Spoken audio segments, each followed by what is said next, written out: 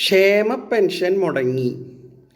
ഈ കമ്മികൾ രാവിലെ തൊട്ട് തന്നെയാണ് പറഞ്ഞു നടക്കണേ. അതായത് പെരുന്നാളായിട്ട് ക്ഷേമ പെൻഷൻ മുടങ്ങി ഇത്രേ. സതീശൻ സർക്കാർ അധികാരത്തിലേറ്റതിന് ശേഷം ക്ഷേമ പെൻഷൻ മുടങ്ങി. 10 വർഷം LDF സർക്കാർ ഭരിക്കുന്ന സമയത്ത് ഇങ്ങനെ വിശേഷ ദിവസങ്ങളൊക്കെ വരുമ്പോൾ കറക്റ്റായിട്ട് ക്ഷേമ പെൻഷൻ കൊടുത്തിരുന്നു. അപ്പോൾ ഈ മേനോൻ സതീശൻ സർക്കാർ അധികാരമേറ്റതിന് ശേഷമുള്ള ആദ്യത്തെ ഒരു വിശേഷ ദിവസം, പക്ഷെ അതിൽ കറക്റ്റായിട്ട് ക്ഷേമ പെൻഷൻ കൊടുത്തു തീർക്കാനായിട്ട് അവർക്ക് പറ്റിയില്ല.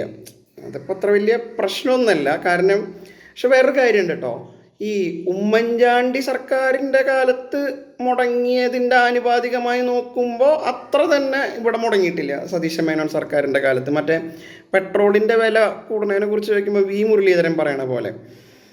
പിന്നെ വേറൊരു കാര്യം കമ്മികൾ പറയാതെ ഈ ഒരു വിഷയത്തിൽ കമ്മികൾ ഒളിപ്പിച്ച് വെക്കുന്നൊരു കാര്യം, ക്ഷേമ പെൻഷൻ മുടങ്ങിയാലും അതിന് ബദലായിട്ടുള്ളൊരു മാർഗം സതീശൻ സർക്കാർ ഇവിടെ ചെയ്തു വെച്ചിട്ടുണ്ട്. അതെന്താ ഈ കമ്മികൾ പറയാത്തതെന്ന് അറിയില്ല. അതായത് ഈ ഭരണത്തിലേറിയതിന് ശേഷമുള്ള ആദ്യത്തെ വാർത്താ സമ്മേളനത്തിൽ ഒരു ചിരി ചിരിച്ചുല്ലോ സതീശൻ, ഒരു പൂക്കി ചിരി.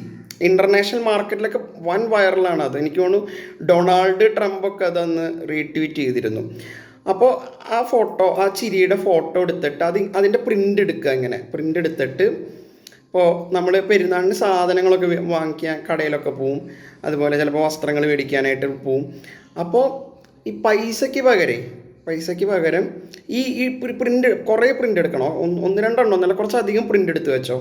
എന്നിട്ട് ഈ പ്രിൻ്റ് കൊടുത്താൽ മതി പൈസയ്ക്ക് പകരം. അപ്പോൾ നിങ്ങൾക്ക് സാധനങ്ങൾ വാങ്ങിക്കുക, ഈ പ്രിൻ്റ് ഇങ്ങനെ കൊടുക്കുക, സാധനങ്ങൾ മേടിക്കുക, പ്രിൻ്റ് ഇങ്ങനെ കൊടുക്കുക, സാധനങ്ങൾ മേടിക്കുക. അതിപ്പോൾ ഈ ക്ഷേമ പെൻഷൻ ചിലപ്പോൾ 2 മാസം 3 മാസം ഇങ്ങനെ മുടങ്ങുമായിരിക്കും. അങ്ങനെ മുടങ്ങിയാലും ക്ഷേമ പെൻഷൻ മുടങ്ങിയാലും ഇവിടെ ഒരു പ്രശ്നമില്ലാന്ന്. അതായത് അതിനുള്ള ഒരു ബദൽ മാർഗം നമ്മുടെ സതീശ മേനോൻ സർക്കാർ ഇവിടെ ചെയ്തു വെച്ചിട്ടുണ്ട്. കേട്ടറാ കമ്മികളെ.